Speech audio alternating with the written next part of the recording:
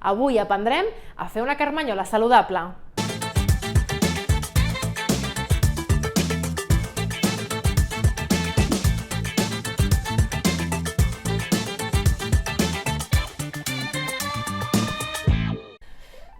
Infermera Rocío, molts de nosaltres a diari mengem de carmanyola per la nostra feina. Digue'ns, explica'ns com s'hauria de fer una carmanyola saludable. El que hem de fer és el mètode que es diu mètode plat, que és partir el plat, diguem, en 3 porcions. La meitat haurien de ser hortalisses i verdures, i després un quart del plat haurien de ser proteïnes saludables i l'altre quart haurien de ser cereals integrals. Per això tenim aquí aquests 2 recipients, un seria tot de verdures i hortalisses, no? I l'altre ho hem repartit, exacte. Aquest seria la meitat de... cereals integrals i aquests serien de proteïnes saludables, que dintre de les proteïnes tindríem això, el peix, els ous, les llegums, d'acord? I dintre dels cereals tindríem el pa, podríem posar l'arròs integral, podríem posar la pasta, d'acord? I les patates, també les patates irien dintre del que són els cereals integrals, d'acord? Aleshores, per el que és el tema de les hortalisses i les verdures, sempre utilitzarem l'oli d'oliva. Tema begudes, utilitzarem aigua, mai begudes ensucrades ni alcohòliques. I de cara al postre, utilitzaríem fruita fresca, d'acord?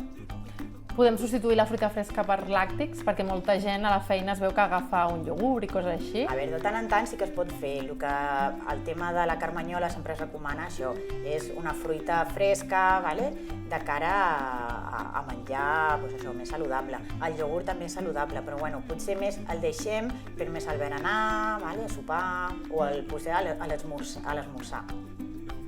En aquest cas aquí hi ha ous o llegums, no? En el cas de les proteïnes, però podria ser també un tall de carn vermella, per exemple? Sí, podria ser, l'únic que la carn vermella és el que s'ha de controlar, d'acord? L'ideal seria la carn, per exemple, el pollastre, els conills, perquè és una carn més saludable, d'acord? O si no, també peix, no? O el peix, exacte. El peix també és una proteïna molt saludable que podríem ficar, però sempre les quantitats i porcions que es recomanen, d'acord? Sempre més quantitat d'hortalisses i verdures.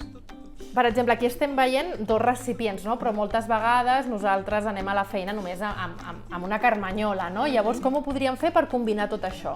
Doncs ho faríem això, una ensalada que sigui ben completa, amb l'enciam, que seria el tema de les verdures i hortalisses. Tindríem, per exemple, podríem afegir o pasta, macarrons o l'arròs integral, que serien els hidrats de carboni, els cereals integrals, i podríem afegir un ou o potser una mica de pollastre, que serien les proteïnes saludables, d'acord?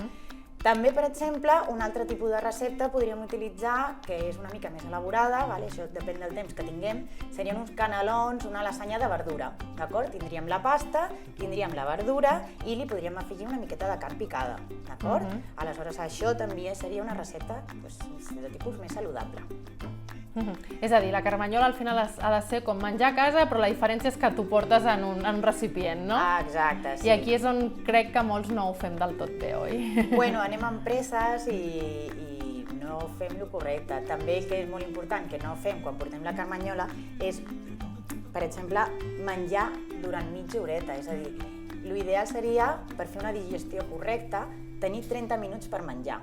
Què passa? Al portar la carmanyola anem amb més pressa. Sembla que portar la carmanyola hagi de ser per menjar més ràpid.